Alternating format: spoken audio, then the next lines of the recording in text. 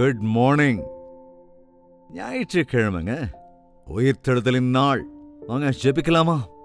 பரிசுத்தமும் அன்புமுள்ள பிதாவே, ஒவ்வொரு ஞாயிற்றுக்கிழமையும் நாங்கள் ஆலயத்திலே வந்து ஆராதிக்கிற தேவன் உயிர்த்தெழுந்திருக்கிறவர். அதை நினைவு கூறுவதற்கும் உம்முடைய சன்னதிக்குள்ளே வந்து ஆவியோடும் உண்மையோடும் உம்மை ஆராதிக்கிறதற்கும் எங்களுக்கு தந்த வாய்ப்புக்காக நன்றி செலுத்துகிறோம் அப்பா. இந்த ஞாயிற்றுக்கிழமை மற்றொரு விசை உம்முடைய ஆவியால் எங்களை சந்திக்க வேண்டும் என்று கிறிஸ்துவின் நாமத்தில் வேண்டிக் கொள்கிறோம் பிதாவே, ஆமேன். சண்டே சர்ச்சுக்கு கிளம்பிட்டீங்களா இல்லையா? என்னது, ஈஸ்டர்லாம் முடிஞ்சிருச்சுங்களா? ஈஸ்டருங்கிறதே இல்லை அப்படின்னு சில பேர். என்னங்க, ஈஸ்டர்லாம் முடிஞ்சிருச்சு அப்படின்னு இன்னும் சில பேர். வருஷத்துல ஒரு 4 நாள் பக்தியோடு இருந்துட்டா போதும் அப்படின்னு நினைக்கிறவங்க சில பேர். அப்பப்போ தேவனை நினைச்சுக்கிட்டா போதும்னு நினைக்கிறவங்க இன்னும் சில பேர். சரி, நீங்க எப்படி இருக்கீங்க? தினமும் அவருடைய சந்நிதி முன் நாம் காணப்பட வேண்டும். ஒரு நாளைக்கு 3 வேளை நாம சாப்பிட்டாதான் ஆரோக்கியமா இருக்க முடியுங்கிற மாதிரி அட்லீஸ்ட் 3 தடவை முழங்கால் படியிட்டு ஜெபித்து அவருடைய வார்த்தைகளை தியானிக்கணும்னு, அப்பதான் ஆவிக்குரிய வாழ்க்கையில நம்ம நல்லா இருப்போம்னு ஆண்டவர் தந்த ஏவுதலினாலே கடந்த லாக்டவுன்ல இருந்து அனுதின தியானம் ஒவ்வொரு நாளும் தேவ செய்திகளை குறைந்தபட்சம் உங்களிடத்திலே கொண்டு வந்து கொண்டிருக்கிறோம். நீங்களும் தனிப்பட்ட விதத்திலே தேவனோடு ஐக்கியப்படுகிறீர்கள் என்று, வேத வார்த்தையிலே ஸ்திரப்படுகிறீர்கள் என்றும், தேவ வார்த்தையை இருதயத்தில் பதிய வைக்கிறீர்கள் என்றும் நான் நம்புகிறேன். அது மாத்திரம் போதாதுங்க. ஒவ்வொரு ஞாயிற்றுக்கிழமையும் நாம் தேவனுடைய ஆலயத்திற்கு கட்டாயமா போகணும். ஓய்வு நாளை பரிசுத்தமாக ஆசரிக்க வேண்டும். மறுபடியும் அதேதாங்க, ஓய்வு நாள்னா அது ஞாயிற்றுக்கிழமை இல்லை, சனிக்கிழமை தான் அப்படிங்கிறீங்களா? இயேசு கிறிஸ்து ஞாயிற்றுக்கிழமை அன்றுதான் உயிர்த்தெழுந்தார். ஞாயிற்றுக்கிழமை அதிகாலை வேளையில ஸ்திரீகள் கல்லறை நிலையத்திலே போனார்கள், அங்கே அவரை தேடினார்கள் என்றெல்லாம் ஈஸ்டர் சமயத்தில் தியானித்தோம். மறந்துட்டீங்களா? ஞாபகம் இருக்குல்ல? அவர் ஜீவனுள்ள தேவன் என்பதை ஒவ்வொரு நாளும் நம் இருதயத்திலே திரும்ப திரும்ப நினைக்கணும். நம்முடைய ஆண்டவர் இதோ உயிரோடு இருக்கிறேன் என்று சொன்னவர், இருக்கிறவராகவே இருக்கிறேன் என்றவர், மரித்தேன் ஆனாலும் இதோ உயிரோடு எழுந்திருக்கிறேன் என்றவர், சீக்கிரத்திலே வருகிறேன் என்று சொல்லியிருக்கிற ஆண்டவர் என்பதனால் அவருக்காக, அவருடைய வருகைக்காக நாம் ஆயத்தமாயிருக்க வேண்டும்.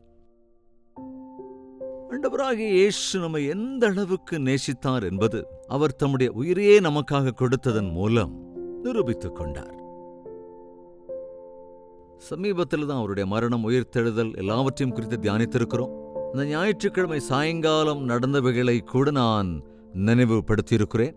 ஒரு விசை மற்றொருவரை நினைவுபடுத்திக் கொள்ளலாம். யோவான் எழுதின சுவிசேஷம் 20வது அதிகாரம் 19ஆம் வசனத்திலே, வாரத்தின் முதல் நாளாகிய அன்றைய தினம் சாயங்கால வேளையிலே சீஷர்கள் கூடியிருந்த இடத்தில் யூதர்களுக்கு பயந்ததினால் கதவுகள் பூட்டியிருக்கையில் இயேசு வந்து நடுவே நின்று, உங்களுக்கு சமாதானம் என்றார். ஞாயிற்றுக்கிழமை காலையிலே அவர் உயிர்த்தெழுந்தார். அன்று சாயங்காலம் அவர்கள் பயந்து கதவுகளை பூட்டிக் கொண்டிருக்கையில் அவர்கள் நடுவே வந்து நின்று, எதுக்காக பயத்தோடு இருக்கீங்க? இன்னும் ஏன் கவலையோடு இருக்கிறீங்க? நான் உங்களை அநாதைகளாக விடேன். நான் உங்களை ஒரு காலம் கைவிட மாட்டேன். ஆக்சுவலா உண்மையில அவங்க மனசுலலாம் என்ன இருந்ததுன்னா, நாம தோத்து போயிட்டோம், செதறி போயிட்டோம், எங்கெங்கயோ ஓடி போயிட்டோம்.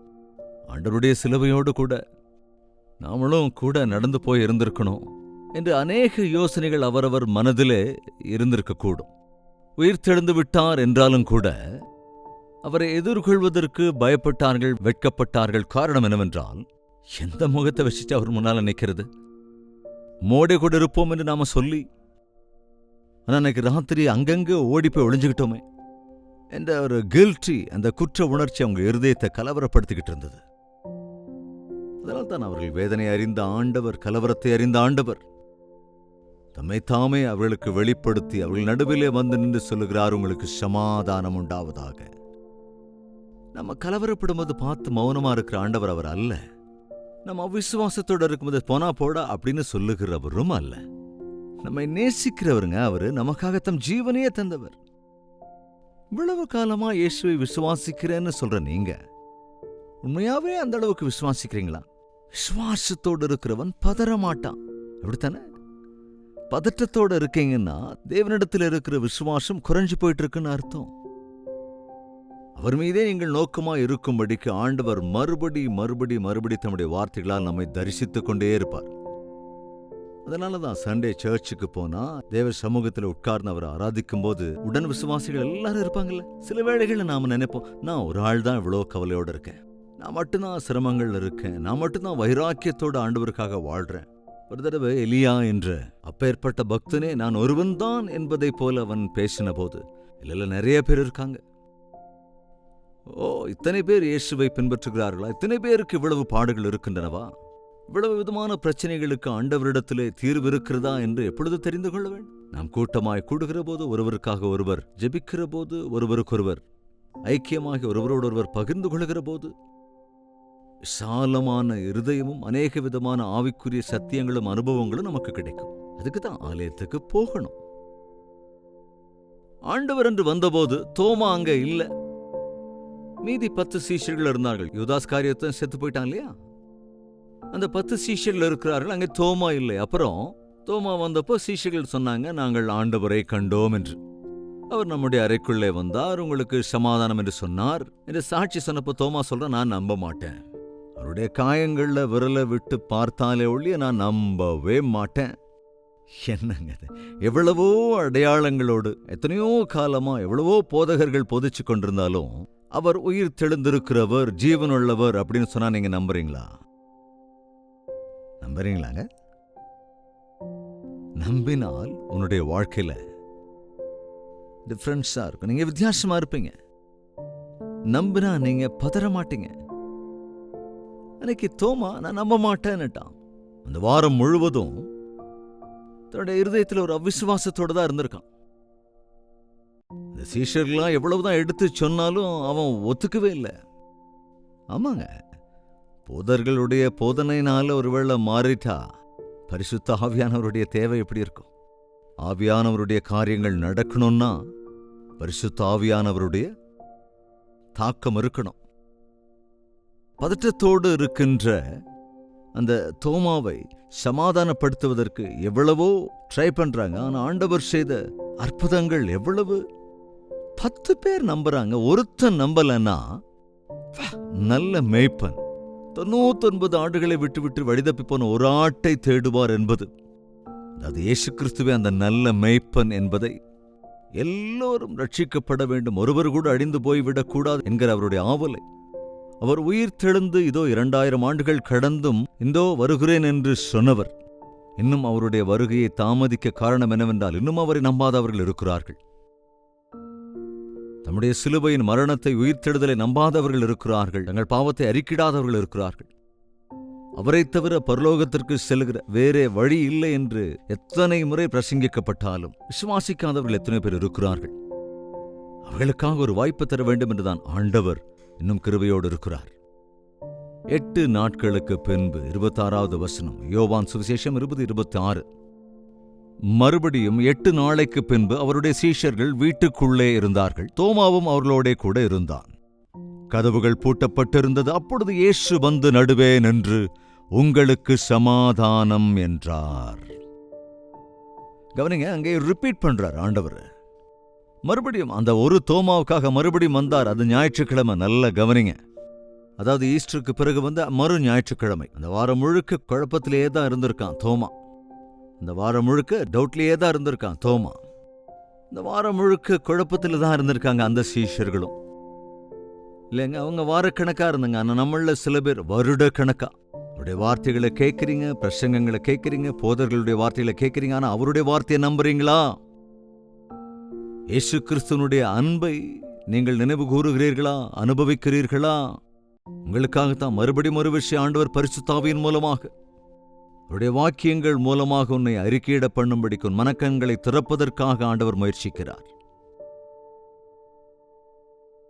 உங்களுக்கு சமாதானம் உண்டாவதாக என்று மறுபடியும் வந்து நின்று கவனிங்க. தோமாவை பார்த்து, நீ உன் விரலை இங்கே நீட்டி என் கைகளை பார், உன் கையை நீட்டி என் விலாவிலே போடு, அவிசுவாசியாயிராமல் விசுவாசியாயிரு.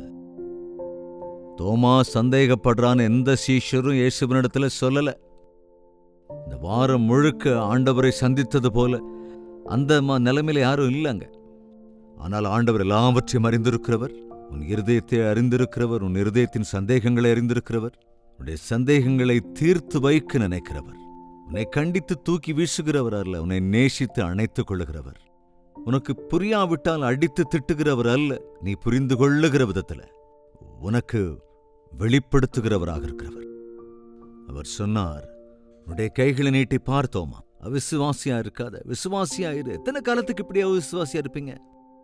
கிறிஸ்தவர்கள்னு சொல்லிக்கிறீங்க, விசுவாசின்னு சொல்லிக்கிறீங்க, ஜெபிக்கிறோன்னு சொல்லிக்கிறீங்க. ஆனா deep down in your heart, உன்னுடைய அந்தரங்கத்துல இன்னும் தேவனை சந்தேகிக்கிறவர்களாகத்தான், இன்னும் ஜெபத்தின் வல்லமையை சந்தேகிக்கிறவர்களாகத்தான், இன்னும் என் ஆண்டவர் திரும்ப வருவார் என்கிற விஷயத்திலே அலட்சியமாக இருக்கிறவர்களாகத்தான் இருக்கிறீர்கள். அது எவ்வளவு கவலைக்குரிய விஷயம். கவனிங்க, உன்னுடைய விரலை நீட், என் காயங்களை பார், விசுவாசியாயிராமல் விசுவாசியாயிரு.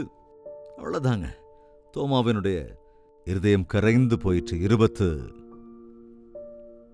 28வது வசனம். தோமா அவருக்கு பிரதியுத்தரமாக, என் ஆண்டவரே, என் தேவனே, நீர்தான் என்னுடைய ஆண்டவர், நீரே என் தேவன், my Lord and my God. பிதாவை காண்பி என்று சொன்னவர். எப்போதும் சந்தேகம், நீர் தேவன் தானா, தேவனுடைய குமாரன் தானா? நீ தேவனிடத்திலே போவேன் என்று சொன்னால் எப்படி போவர்? எனக்கும் அந்த வழியை காண்பியும். எப்போதுமே இந்த சந்தேக புத்தி இல்லையாங்க? உங்களுக்கும் கூட அநேக சந்தேகங்கள் இருக்கலாம். ஆனா அது எல்லாத்தையும் அப்படியே மனசுல வச்சுக்காதீங்க. அவைகளை ஜெபத்திலே ஆண்டவரோடு கூட சொல்லுங்கள். அவைகளுக்கு தேவையான பதில் எல்லாவற்றையும் அவர் அருளுவார். எந்த மனிதரிடத்திலும் நம்முடைய கேள்விகளுக்கு பதில் கிடைக்காமல் போகலாம். ஆனால் பரிசுத்த ஆவியானவர் நம்முடைய மனக்கண்களை திறக்கிற போது அவற்றின் சாராம்சங்களை, சத்தியங்களை நமக்கு அவர் வெளிப்படுத்துவார். நீர்தான் ஆண்டவர், நீர்தான் தேவன் என்று ஆண்டவரிடத்தில் அவன் அர்ப்பணித்துக் கொண்டான். அப்பொழுது இயேசு, நீ என்னை கண்டதினாலே விசுவாசித்தாய், காணாதிருந்தும் விசுவாசிக்கிறவர்கள் பாக்கியவான்கள். ஆமாங்க, நம்ம எவ்வளவோ பாக்கியவான்கள். இன்னும் கூட இயேசுவின் காயங்களில் என்னை விரலை போட்டு பார்த்தாலே ஒழிய நான் நம்ப மாட்டேன் என்று சொல்வோர் இருக்கிறார்கள். ஆனால் அது அவசியமே இல்லைங்க. அவருடைய சிலுவையின் காட்சியை நான் பார்த்தேன், தரிசித்தேன் என்று சொன்னபோது, நானும் கூட அப்படி பார்த்தால் தான், தரிசனத்தை கண்டால் தான் நம்புவேன் என்று சொன்னவர்கள் கூட இருக்கிறார்கள். அப்போ விசித்திரமா இருக்கும். பார்த்து விசுவாசிக்கிறவர்களை விட பார்க்காமல் விசுவாசிக்கிறவர்கள் பாக்கியவான். தேவன் ஒவ்வொருவருக்கும் ஒவ்வொரு விதத்திலே தம்மை வெளிப்படுத்துவார். நீங்கள் அவருடைய வார்த்தைகளை கவனமாய் கேட்பீர்கள் என்றால் பரிசுத்த ஆவியானவர் உங்கள் மனக்கண்களை திறப்பார் என்பதனாலே தேவைப்படுகிற வேளையிலே பரிசுத்த ஆவியானவர் தக்க ஆதாரங்களோடு ஆண்டவராக இயேசு கிறிஸ்து ஜீவனுள்ளவர் என்பதை வெளிப்படுத்துவார். எனவே சந்தேகத்தோடு மாத்திரம் இருக்காதீங்க. நம்புறீங்களாங்க இயேசு கிறிஸ்து ஜீவனுள்ள தேவன் என்று, நம்முடைய தேவன் என்று, ஜீவனுள்ளவர் அவர் என்று? இயேசு கிறிஸ்து உயிர்த்தெழுந்த தேவன். கவனிங்க, அப்போஸ்தலருடைய நடபடிகள் 1வது அதிகாரத்தில் 1ஆம் அதிகாரம் 3ஆம் வசனத்தில், அவர் பாடுபட்ட பின்பு 40 நாள் அளவும் அப்போஸ்தலருக்கு தரிசனமாகி தேவனுடைய ராஜ்யத்துக்குரியவைகளை அவர்களுடனே பேசி அநேகம் தெளிவான திருஷ்டாந்தங்களினாலே, தெளிவான திருஷ்டாந்தங்கள் என்றால் ஆதாரம், திருஷ்டாந்தங்களினாலே அவர்களுக்கு அவர் தம்மை உயிரோடு இருக்கிறவராக காண்பித்தார். அல்லேலூயா. திருஷ்டாந்தங்கள், அடையாளம். உங்களுக்கு அடையாளம் வேணுமா ஆண்டவர் உயிரோடு இருக்கிறவர் என்று? காண்பித்தார், கட்டாயமாக காண்பிப்பார். ஆக்சுவலா நீ உயிரோடு இருக்கிறாங்கிறது தேவன் இருக்கிறார் என்பதற்கான அடையாளம் அல்லவா? இல்லையாங்க? இந்நாட்களில் நாம ப்ரூஃப் வேணும் அப்படி இப்படின்னெல்லாம் கேட்கிறோமே தவிர, உனக்கு விசுவாசம் இருந்தால், உன்னுடைய வாழ்க்கையே நீ ஒரு விஷயம் அனலைஸ் பண்ணி கொண்டால், அதை உணர்ந்து கொண்டால், ஒரு அற்புதங்க நம்முடைய வாழ்க்கையே. இந்நாட்களிலே நாம் எவ்வளவுதான் குற்றங்களை செய்தாலும், எவ்வளவுதான் அவரை துக்கப்படுத்தினாலும், இன்னும் அவரால் நேசிக்கப்பட்டு கொண்டே இருக்கிறோம் என்றால், இது அவருடைய அன்புக்கு அடையாளம் இல்லையா? இப்படி திருஷ்டாந்தங்களினாலே தம்மை தாமே அன்று வெளிப்படுத்தினார்.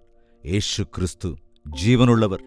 வீட்டிலேயே உட்காந்துக்கிட்டு, உங்க ரூமுக்குள்ளேயே உட்காந்துக்கிட்டு, லைவ்லேயே பார்த்துக்கிட்டு இருப்பேன் அப்படின்னு அட்ஜஸ்ட் பண்ணிட்டு போயிடாதீங்க.